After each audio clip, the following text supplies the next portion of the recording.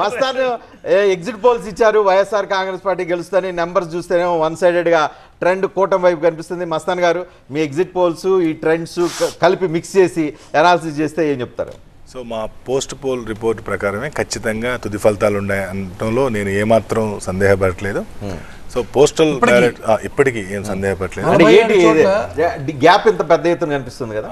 నేను ఏంటంటే just a నియోజకవర్గాలు అనౌన్స్ అయినాయి ఏంటి అనేది ఒకసారి చూడాల్సి ఉంది. సో పోస్టల్ బ్యాలెట్స్ లెక్కింపు ఎంతవరకు వచ్చింది ఏంటి అవి అనేది కూడా కొద్దిగా మీరు ప్రేక్షకులకి క్లారిటీ ఇవ్వాల్సినటువంటి అవసరం ఉంది.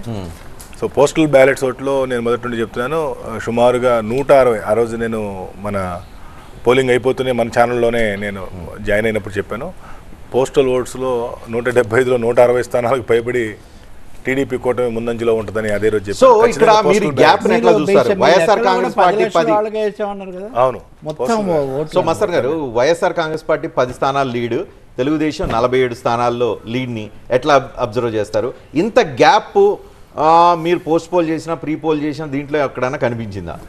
పోస్టల్ ఓట్స్ అయితే కనుక ఖచ్చితంగా పోస్టల్ కాదు, ఇట్స్ కాంబినేషన్ ఈవీఎం మిషన్లు కూడా. ఆంధ్రాలో పోస్టల్ సపరేట్గా లెక్కించినప్పటికీ కూడా అన్ని ఒకటేసారి అనౌన్స్ చేస్తున్నారు. అంటే సపరేట్గా వాటికైతే సపరేట్ టేబుల్స్ వేయటం జరిగింది. సపరేట్ టేబుల్ వేస్తారు, కలిపేస్తున్నారు.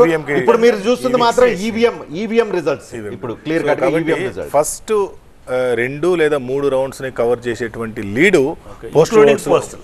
ఫస్ట్ 2-3 రౌండ్స్ని కవర్ చేసేటువంటి లీడు కూటమికి బ్యాలెట్ మన పోస్టల్ బ్యాలెట్స్లో అయితే ఖచ్చితంగా వస్తాయి.